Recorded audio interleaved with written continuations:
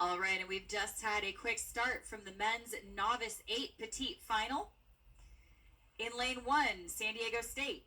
Lane 2, Puget Sound. Lane 3, UC Irvine. Lane 4, Western Washington. Lane 5, Santa Barbara. Lane 6, Cal Lights. And Lane 7, Arizona State. And we're looking at some up-close shots here. From the outside, Lane 7, Arizona State doing a great job right next to them. Cal Lights keeping the rate high and trying to push through Santa Barbara, who is right next to them in Lane 5. We have these gorgeous up-close and personal shots here, so we're getting the looks on everybody's faces here as we're getting through the first minute of this race with high intensity.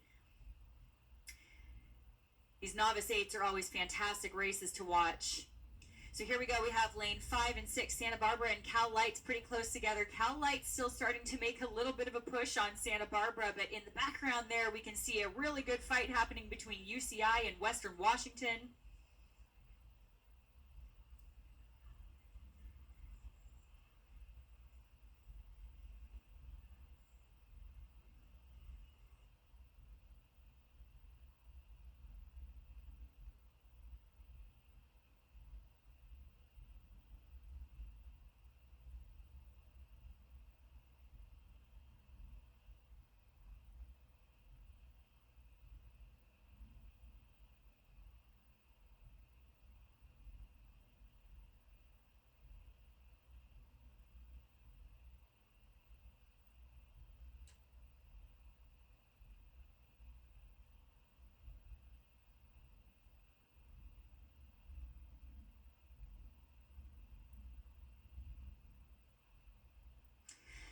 So with the view that we have, we're looking at Lane 2 as our current leader, Puget Sound, followed closely by UCI.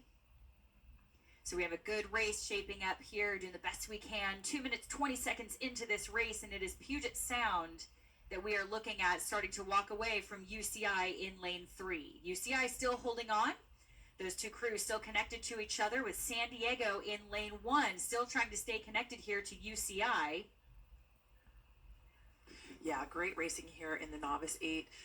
Very unpredictable sometimes in the Novice boats, because you can take a look at the heats and see how crews jockeyed for positioning in the heats, and then you come to a grand final or a petite final, as is the case here, and things can totally be turned on their head.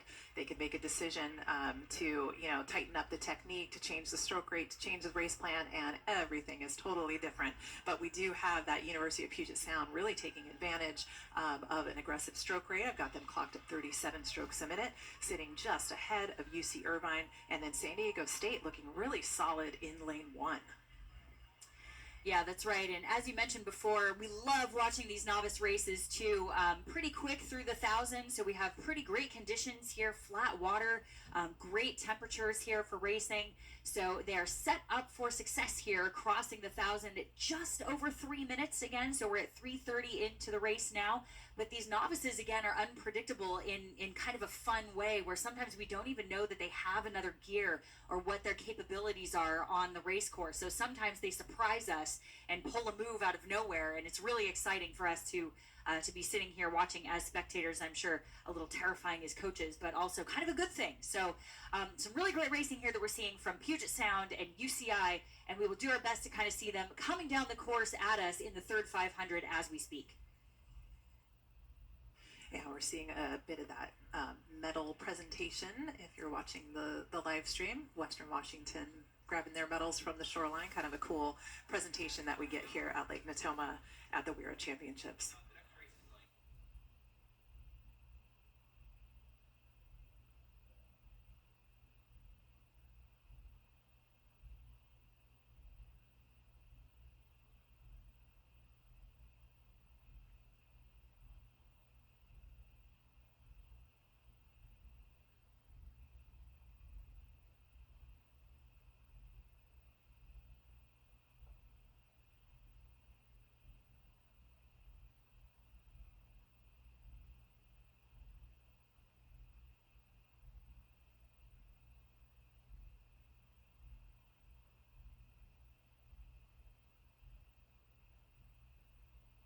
right, crew's just about to cross over the final 500 meters here. And again, with 7 boats on the course, it's really a little bit spread out here, but as they come in, it is University of Puget Sound continuing to hold on to that top position with San Diego State and UC Irvine in the hunt. San Diego State looks to be moving into that second place position over UC Irvine, but we'll keep an eye on them. UC Santa Barbara also over in lane 6, or excuse me, in lane 5. Also in the hunt, you can really pick out UC Santa Barbara because they have those bright yellow jerseys. So take a look at them and keep your eye on lane 5 as they come up to see if they can maybe take a little bit of that lead away from that UC Irvine boat that is currently in 3rd. Yeah, we'll see if some of these coxswains get a little bit gutsy and start to sprint pretty early here, which is it makes things really exciting. So you're right, Puget Sound here really just on fire from start to finish here. Last couple 100 meters here, if that, not even that for Puget Sound anymore, because they are off like a rocket here, but it is still San Diego challenging with UCI, and then we look at Santa Barbara. Very tight racing here. Santa Barbara getting a good challenge coming out of Western Washington.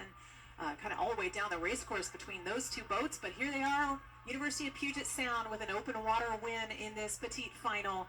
Got to be a great feeling when you've got that open water between yourself and the next closest competitor, and that San Diego State pushing themselves into that second place position in the second quarter, in the third quarter of this race, having overtaken UCI, moving into 3rd. And then look at this race between Western and UC Santa Barbara. It is Western that is going to take that 4th place spot. Santa Barbara in 5th. And then here come California lightweights.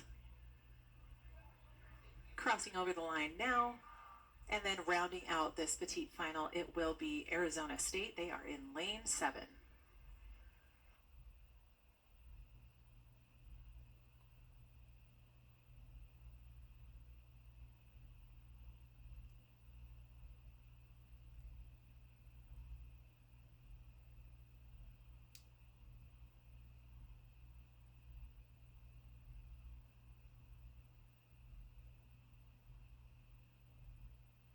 All right, here they come, Arizona State, the Sun Devils.